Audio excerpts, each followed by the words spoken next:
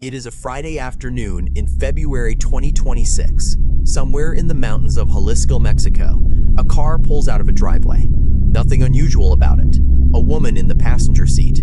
A trusted driver behind the wheel. They are heading to Tapalpa, a quiet cobblestone mountain town that locals call a Pueblo Mágico, a magic town. The kind of place tourists go to breathe fresh air and forget about the world. But that one completely ordinary car ride is about to end 15 years of invisibility. The man they are visiting is not just any criminal. He is Nemesio Ruben Oseguera Cervantes, better known to the world as El Mencho. The most wanted man in all of Latin America. The head of the cartel Jalisco Nueva Generación, the CJNG, the most feared and most powerful drug trafficking organization on the planet. A man the DEA had been chasing for a decade and a half. A man with a $15 million bounty on his head. A man who, in 15 years of being hunted, left behind fewer verified photographs than there are of Bigfoot. And in a few days, he will be dead. This is not just a story about a drug lord. This is a story about how the most disciplined, most paranoid, most carefully constructed criminal empire in modern history crumbled not because of a sophisticated satellite intercept, not because of a mole deep inside the cartel, not because of any technology the DEA had been developing for years. It crumbled because of something far more human, something no system, no matter how perfect, can ever fully eliminate. A personal relationship. Stay with me, because by the time this video ends, you are going to understand not just how El Mencho was found, you are going to understand why it was always going to happen this way. And you are going to understand a principle that intelligence agencies around the world have been using for decades. One that has brought down some of the most powerful men who ever lived. Let's go back to the beginning. To understand how monumental this moment was, you need to understand who Nemesio Oseguera Cervantes really was. Because this was not El Chapo. Not even close. Nemesio was born in Aguililla, Michoacan, a small, rugged municipality tucked deep in the mountains. Aguililla is the kind of place where the land is hard and life is harder. Young Nemesio grew up picking avocados. He was not born into a cartel dynasty. There was no inherited empire, no family name that opened doors in the criminal world. He started at the very bottom. His first criminal steps were taken alongside the Valencia family, the founding architects of the Millennium Cartel. The Valencias were not just a criminal organization, they were an institution in Jalisco. And it was through them that Nemesio began to learn the business. He was observant, he was disciplined, and he was extraordinarily good at staying invisible. Over time, he would go from foot soldier to plaza boss, from plaza boss to regional commander, and eventually, from regional commander to the absolute top of an empire that would stretch across Mexico, Central America, South America, and into the United States, Europe, and Asia. The cartel Jalisco Nueva Generación was not built on territory alone. It was built on terror, on verticality, and on a radical refusal to tolerate compromise. Where other cartels negotiated and bribed, the CJNG often simply eliminated. Your organization was responsible for some of the most brazen acts of cartel violence in Mexican history, including the downing of a military helicopter with a rocket launcher in 2015, an event that announced to the world that this was a different kind of organization. But here is the thing about El Mencho that separated him from every other cartel boss of his generation. He was invisible. El Chapo Guzman was the most famous drug lord in the world, but he was also flamboyant. He gave interviews. He built mansions with secret jacuzzis and escape tunnels. He communicated through intermediaries who could be flipped. He sat down with Sean Penn for a magazine feature while he was supposedly the most wanted man in Mexico. El Chapo was a legend, but legends need an audience, and that audience eventually became his downfall. He ended up in the Altiplano maximum security prison, and then in ADX, Florence in Colorado, with nothing but time to rethink every decision he ever made. El Mencho studied that. He studied all of it. In 15 years of being the DEA's #1 target in the entire Western Hemisphere, Nemesio Oseguera Cervantes operated as if he did not exist. There are more photographs of the Loch Ness Monster than there are confirmed, verified images of El Mencho in his peak operational years. He refused to speak on a cell phone, ever. under any circumstances. Think about what that takes. Not just the discipline, but the entire alternative infrastructure required to sustain it. Nemesio built his own private telecommunications network, an encrypted, closed-loop communication system that operated completely outside of public networks. The DEA, with all of its resources and all of its technology, could not intercept it using conventional tools. He rotated locations every 72 hours. Ranches, hotels, mountain safe houses, trusted properties scattered across the triangle between Michoacán, Colima, and Jalisco. He never stayed anywhere long enough to become predictable, and the few people who did know his location at any given time understood with absolute clarity what happened to those who leaked that information. El Mencho personally oversaw the execution of anyone suspected of betraying his whereabouts. This was not a policy, it was a culture. But perhaps the most powerful thing he built was not technological, it was social. Entire towns, whole communities in the mountains of Jalisco became his early warning network. When military vehicles with army boots began rolling up mountain roads that locals had traveled their whole lives, a farmer feeding his chickens had already picked up a phone. A woman hanging laundry had already walked inside. By the time soldiers reached any given location, Nemesio was already gone. Hours gone, sometimes days gone. This system held for 15 years, through 2 Mexican presidents, through the tenure of multiple DEA administrators, through operations that consumed millions of dollars and hundreds of man-hours. For 15 years, nobody found him, until they found the one thing he could not control. Let's talk about love, or at least what passes for love in the cartel world. El Mencho had a legal wife, Rosalinda Gonzalez Valencia. In cartel circles, she was known as La Jefa, and she was not simply a wife in the decorative sense. Rosalinda was the sister of the Valencia brothers, the same founding family of the Millennium Cartel where Nemesio had taken his first criminal steps. Their marriage was not just romantic, it was strategic, a union between 2 criminal dynasties. Rosalinda Gonzalez Valencia was not a passive participant in the empire. According to U.S. and Mexican court documents, she was convicted of money laundering. She served her sentence and was eventually released. But by approximately 2022, the personal dynamic between her and El Mencho had shifted. The two separated. And that is where the second chapter of this story begins. Around the same time, roughly 3 years before the final operation, a new name began surfacing in Mexican military intelligence files: Guadalupe Moreno Carrillo. Approximately 50 years old, physically described as a light-skinned woman with dark hair. Beyond that, almost nothing about her personal background has been made public, because Mexican authorities have deliberately withheld personal details for both investigative and security reasons. But here is where it gets complicated, and where you need to understand the broader intelligence picture. In October of 2022, a hacktivist group called Guacamaya, Spanish for macaw, pulled off one of the most significant cyber breaches in Mexican government history. They hacked into the Secretariat of National Defense and leaked thousands of classified internal military documents. The leak became known as the Guacamaya leaks, and it exposed the inner workings of Mexican military intelligence in ways that were deeply embarrassing for the government. Inside those documents, analysts and journalists discovered something extraordinary. Guadalupe Moreno Carrillo's name did not appear as a footnote. It did not appear as a peripheral contact or a known associate. Her name appeared inside the CJNG's own organizational chart filed under regional coordinators and plaza chiefs. Let that land for a second. The romantic partner of the most secretive drug lord on the planet was documented by the Mexican military as an active node in the cartel's command structure. She was not a civilian who happened to fall in love with the boss without understanding what he did. She was, according to military intelligence, part of the system itself.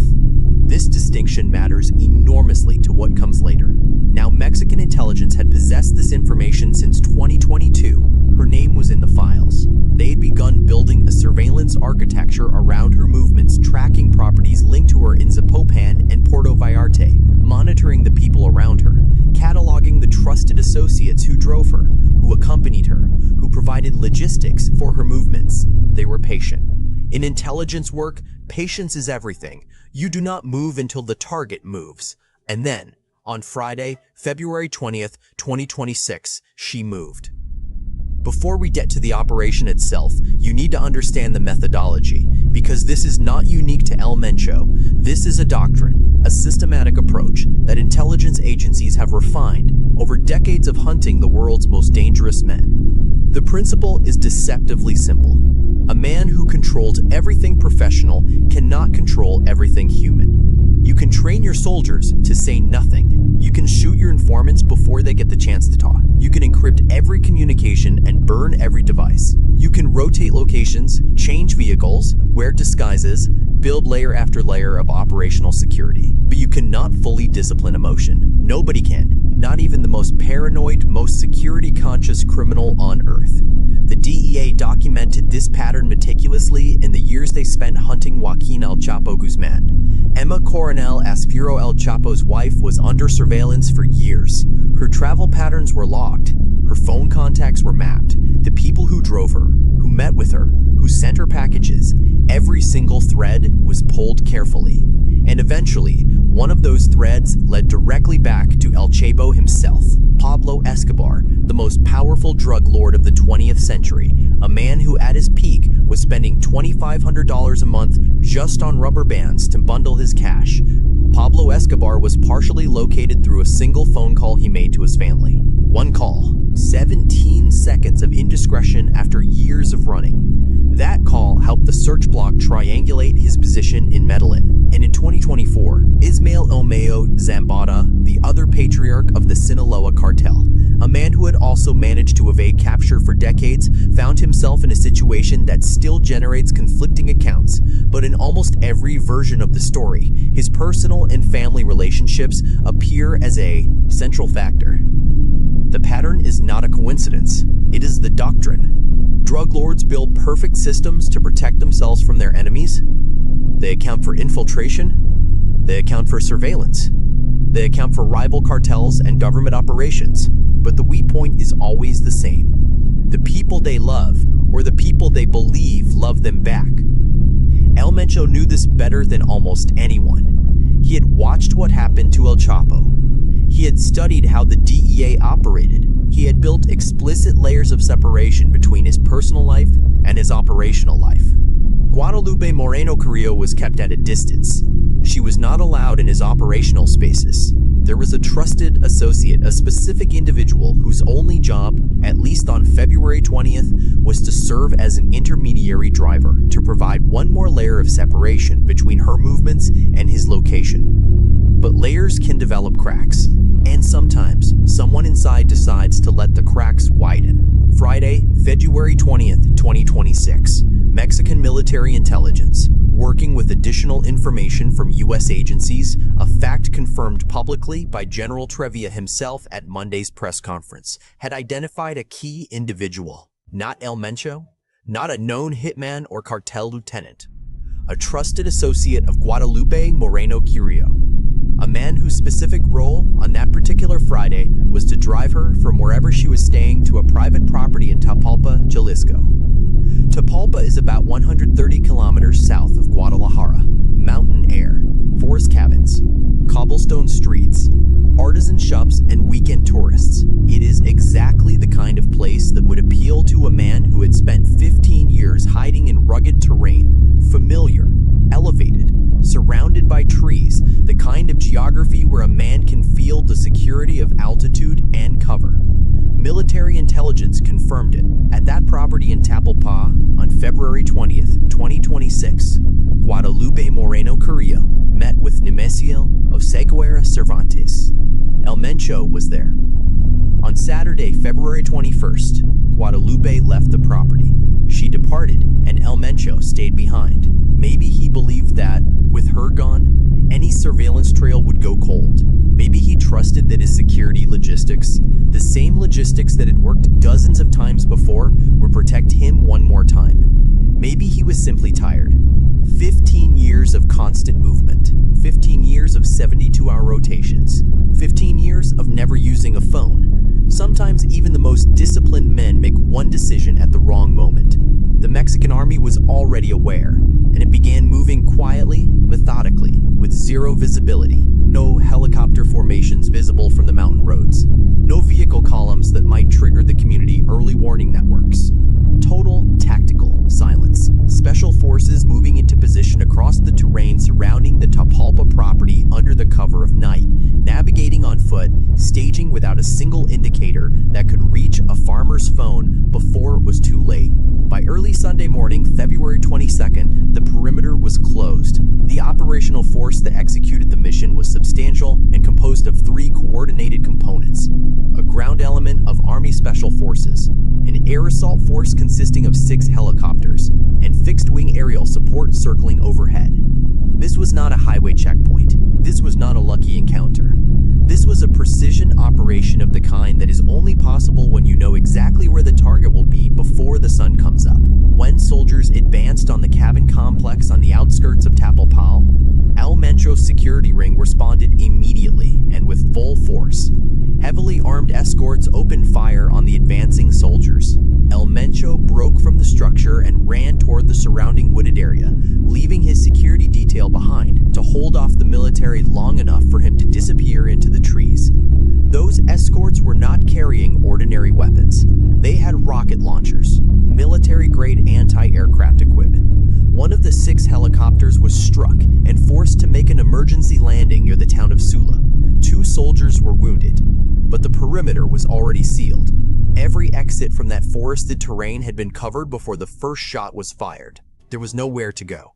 Special forces located El Mencho in the brush. Surrounded, wounded in the confrontation, along with 2 of his remaining escorts, Nemesio Ruben Oseguera Cervantes El Mencho, the most wanted man in the Western Hemisphere, was taken into custody. He was placed on a helicopter for medical evacuation and transfer. He died during transport. Now we get to the part that every major outlet has glossed over. The part that the official narrative neatly sidesteps.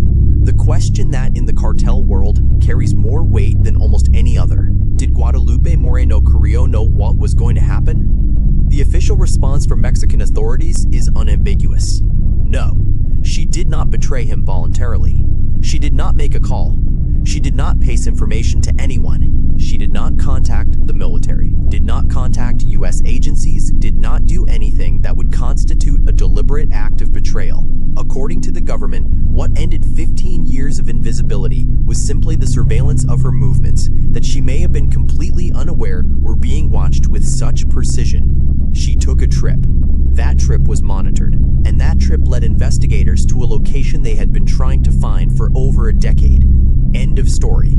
Official version. Case closed.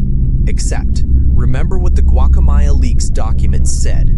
Guadalupe Moreno Carrillo was not listed as a wife or a girlfriend in those files. She was listed in the CJNG organizational chart under regional coordinators and plaza chiefs. This was a woman who understood, better than almost anyone outside the innermost circle, exactly how El Mencho security operated. She would have known the protocols, the 72-hour rotations, the rules around phone use, the restrictions on who knew what location at what time. She was not an uninformed outsider who wandered into a dangerous situation without understanding the stakes. She was, according to military intelligence documents, embedded in the very command structure designed to keep El Mencho protected. And still, on Friday, February 20th, she got into a car and was driven to Tapalpa. I am not claiming she handed him over consciously. I am not saying she made a call or sent a message or stood in a field and pointed at a cabin. I am saying that the question of whether she acted willfully, passively, or was herself manipulated, perhaps even without her knowledge, does not have a public answer. And in the cartel world, questions without public answers are always the most dangerous ones. Because in that world, the line between love and operational liability is exactly what intelligence services have spent generations learning to exploit. There is one more layer to this story that has not received the attention it deserves. General Trevilla confirmed at Monday's press conference that the operation was the product of months of work by Mexican military intelligence. He acknowledged that the United States provided what he called additional information that helped confirm the exact location. Additional. That specific word was chosen carefully, and it matters. In 2025, The Trump administration made a decisive escalation in its approach to Mexican cartels. The CJNG was redesigned not as a drug trafficking organization, which carries one set of legal and intelligence frameworks, but as a foreign terrorist organization. That is a categorization that opens entirely different tools, different surveillance authorities, different interagency cooperation protocols, different options for sharing intelligence that would otherwise be restricted. The DEA had El Mencho listed as its #1 priority target in the hemisphere. There were $15 million in reward money attached to his capture, or information leading to it, and a U.S. Joint Interagency Task Force confirmed its involvement in the operation. What exactly did they contribute? Was it signals intelligence, electronic surveillance of devices or networks associated with Guadalupe Moreno Carrillo or her trusted associate? Was it a human asset, someone inside El Mencho's personal circle who had been reporting for months, even years? Was it satellite imagery of the Tapalpa property? Financial tracking? None of those questions have been answered publicly. They probably will not be answered for years, if ever. Intelligence agencies do not typically volunteer information about methodology, because methodology is the tool, and revealing the tool is how you lose the next operation. But the timeline is clear. The surveillance of Guadalupe Moreno Carrillo was not something that began in February 2026. Her name had been in Mexican military files since 2022. She'd been under surveillance at properties in Zapopan and Puerto Vallarta for months before the final operation. What changed on February 20th was not the information. What changed was the movement, and in intelligence, movement is the moment everything activates. Let's zoom out for a moment. El Mencho is not the first, and he will not be the last, to fall through the door of personal relationships. It is a pattern so consistent, so well documented, that it is no longer a theory. It is a methodology. Pablo Escobar. One phone call to his family, 17 seconds. El Chapo Guzman. Multiple near captures triggered by monitoring the movements of Emma Coronel Ispiro, his wife and business partner, eventually captured in part because the people around him, people connected to his personal life, became threads that investigators pulled until they reached the core. Ismael El Mayo Zambad, decades of operational secrecy, ended in 2024 under circumstances that remain murky, but in which, in almost every account, personal relationships and trusted insiders played a central role. Osama bin Laden. The career network was tracked not just because of electronic intelligence, but because of the people who moved between bin Laden's world and the outside one, people with human connections, human habits, human unpredictability. The principle is not complicated. The most powerful men in criminal history have always been the most isolated men in criminal history. But isolation is not the same as invisibility, because even the most isolated man needs human connection. He needs to eat food that someone prepared. He needs to trust someone with his location. He needs, on some level, to love someone or be loved. And every one of those needs is a vulnerability. El Mencho knew this. That is not speculation. It is evident in the architecture he built around himself. The 72-hour rotations, the no cell phone policy, the trusted intermediary between himself and Guadalupe, the community warning networks. He had constructed the most sophisticated personal security apparatus of any drug lord in history, precisely because he understood that his weak point was the people he trusted. And yet, he kept seeing her. He was there on February 20th when she arrived at that mountain cabin, and when she left on Saturday, he stayed. One extra day, one extra night in a location that, for all of his caution, had become known. The system failed, and this is the question that remains open, someone inside the system decided to let it fail. Here is something that should not be overlooked, and something that Mexican organized crime history demands careful attention. Mexican authorities confirmed El Mencho's death. General Trevia made the announcement. The government presented its version of events publicly. But as of this recording, the forensic identification, DNA confirmation, fingerprint matching, definitive biometric verification has not been publicly presented. In another context, this might be a footnote. In Mexico, in the history of cartels and the powerful men who lead them, it cannot be a footnote. There is a precedent, a troubling, specific precedent, considered as Nazario Moreno Gonzalez El Mas Loco, the spiritual and physical leader of La Familia Michoacana and later the Knights Templar. The Mexican government announced his death in 2010, killed in a confrontation with federal forces. Case closed, except he wasn't dead. Nazario Moreno resurfaced years later, was killed a second time in 2014, and that death was also considered uncertain by some analysts for months afterward because of the lack of conclusive public evidence. Consider Heriberto Lescano El Verdugo, the founder and military chief of the Zetas, killed in 2012. His body was at a funeral home in Coahuila when it was stolen by armed men. His physical remains were never officially confirmed. His identity was declared, but never forensically sealed in the public record. In the world of Mexican organized crime, the announcement of a cartel leader's death and the verified, documented, publicly confirmed death of a cartel leader are not always the same thing. El Mencho was wounded, placed on a helicopter, and died during transfer. That sequence, with the absence of DNA and fingerprint evidence presented publicly, leaves a space. Not a large space. But in this particular story, any space matters. A boy who grew up picking avocados in the mountains of Michoacan became the most secretive, most powerful, most feared drug lord on the planet. He built an empire that stretched across continents. He built a communication system the DEA could not crack. He built a human early warning network that protected him longer than any technology. He survived operations. He survived rivals. He survived 2 presidential administrations, the DEA, the Mexican Army, and the CIA, for 15 years. And in the end, it was not a technological failure that brought him down. It was not an infiltration of his encrypted network. It was not a cartel rival paying off an insider. It was a car ride on a Friday afternoon, one trusted associate, one woman, one mountain town called Tapalpa, and a man who decided to stay one more day. Authorities say there was no direct betrayal, that what happened was the product of pure patient intelligence work surveillance of movements, pulling threads, waiting for the moment when the human element of an otherwise perfect system revealed itself. But in the cartel world, there is a principle that applies here, with brutal, unforgiving clarity. It does not matter if the key is innocent. What matters is which door it opens.